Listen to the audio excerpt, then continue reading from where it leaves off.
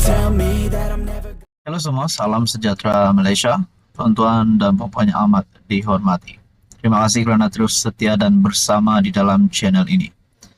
Saudara-saudara, kita sebagai rakyat Malaysia sudah pasti melihat kepimpinan politik. Dari dulu lagi, sejak dahulu kita dapat melihat kepimpinan politik kita yang antara beberapa nama yang menjadi sebutan ramai kerana kekayaan mereka. Antaranya adalah Tun Mahathir dan juga Tun Daim Zainuddin dan beberapa lagi kepimpinan politik yang lain yang boleh disebut sebagai orang kaya ataupun jutawan ataupun mungkin billionaire. Namun saudara-saudara, ini satu perkongsian yang pasti mengejutkan, di mana satu perkongsian daripada Harapan Daily bertarikh 11 Ogos. Ini melibatkan Tan Sri Anwar Musa. Anwar Musa, ikut akulah pitih aku kini tular. Apa yang berlaku sebenarnya dan apa kaitan dengan kekayaan ini? Ungkapan ikut akulah pitih aku dilontar pengarah operasi PN PRK Nenggiri, Tan Sri Anwar Musa, kini menjadi tular. Sedutan ucapan Anwar itu tersebar di media sosial. Lengkap maklumat tentang harga beberapa barangan super mewah yang didakwa telah dipakai bekas ahli parlimen ketereh berkenaan. Beberapa klip video ringkas itu memaparkan sandal Honolulu Mall yang pernah diguna Anwar semasa bertemu Presiden PAS Tan Sri Abdul Hadi Awang, rupanya mencecah RM44.650. Bagi rakyat Malaysia yang mendengar ini, saya sendiri pun bila mendengar harga sandal itu bernilai 4,000 lebih, ampun, rasa macam nak pening kepala pula pun ada. Sebab bagi rakyat Malaysia yang biasa, bagi harga sandal bernilai RM4.650 ini adalah satu harga yang terlalu mahal. Kita teruskan di dalam tulisan ataupun perkongsian. Sementara itu, jam tangan jenama HYT Iceberg edisi terhad pula berharga RM251,000, manakala jam Hublot pula RM158,000. Bahkan tambah mengejutkan orang ramai apabila harga seutas jam tangan dipakai Anwar berjumlah hampir RM1,000,000.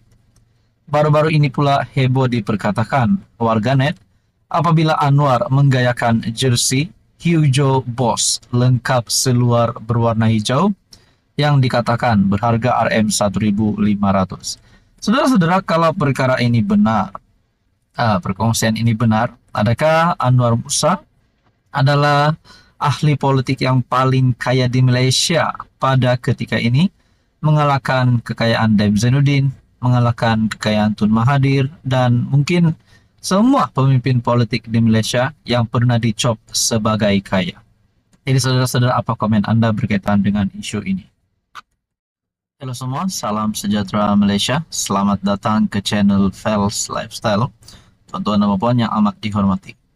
Saudara-saudara, hari ini saya ingin menyampaikan ataupun menyediakan satu isu hangat, dan ini adalah berkaitan dengan rombakan Kabinet Kerajaan Perpaduan. Sebelum ini rombakan telah berlaku. Namun kenapa tiba-tiba timbul lagi berita ini? Adakah beberapa menteri di dalam kabinet bakal dipecat ataupun digantikan ataupun reshuffle? Akhirnya ini pengumuman terkini daripada Perdana Menteri Datuk Seri Anwar Ibrahim. Satu perkongsian daripada Malaysia Kini bertarikh 12 Ogos. Rombakan kabinet. Saya tak dengar lagi, kata Perdana Menteri. Jadi saudara-saudara, kalau ada kenyataan ataupun berita tentang rombakan kabinet, Menteri PKR, Menteri UMNO dipecat kah, ataupun mana-mana menteri daripada Pakatan Harapan ataupun Barisan Nasional yang dipecat ataupun digantikan, perkara itu adalah tidak benar. Datuk Seri Anwar Ibrahim sendiri telah menafikan perkara ini. Perdana Menteri Anwar Ibrahim menafikan spekulasi mengenai dakwaan akan berlaku rombakan kabinet tidak lama lagi. Bercakap kepada pemberita, Anwar berkata dia masih belum mendengar apa-apa mengenai rancangan rombakan kepimpinan kerajaan itu. Baru saya diberitahu, macam mana saya tak dengar lagi. Siapa nak tolong reshuffle rombak tu? Saya tak dengar, serius ni, saya belum dengar, katanya kepada pemberita. Selepas melancarkan sidang kemuncak tahun pengkomersialan Malaysia 2024 di Pusat Konvensyen Kuala Lumpur. Ketika ditanya, dakwaan seorang menteri besar juga akan dilantik menganggotai jemaah menteri, Anwar bagaimanapun berkata, perkara itu mungkin direalisasikan selepas PRU. Boleh jadi lepas PRU insya Allah, katanya. Sebuah portal yang memetik sumber melaporkan satu lagi rombakan kabinet bakal berlaku kurang setahun sejak rombakan terakhir dilakukan. Memetik sumber berpengaruh PKR, ia menyebut bahawa seorang menteri dari parti itu mungkin akan dipindahkan ke kementerian lain atau digugurkan. Prestasi individu ini dipersoalkan dan dijangka akan digugurkan atau dipindahkan ke kementerian lain, kata sumber itu yang dipetik FMT. Menurut portal itu juga memetik sumber daripada DAP bahawa terdapat perbincangan tentang rombakan kabinet yang mungkin berlaku menjelang akhir Ogos. Dia mendakwa beberapa timbalan menteri dijangka dinaikkan pangkat ke jawatan menteri. Kali terakhir Anwar merombak kabinet adalah pada Disember tahun lalu dengan menambahkan jumlah menteri daripada 29 orang kepada 31. Jadi saudara-saudara, adakah relevan untuk menteri di dalam kabinet kerajaan hari ini? Tidak kira daripada BN, daripada PH ataupun mana-mana parti dalam kerajaan untuk digantikan, untuk dipecat ataupun digugurkan. Jadi kalau ada pun, siapa nama menteri itu?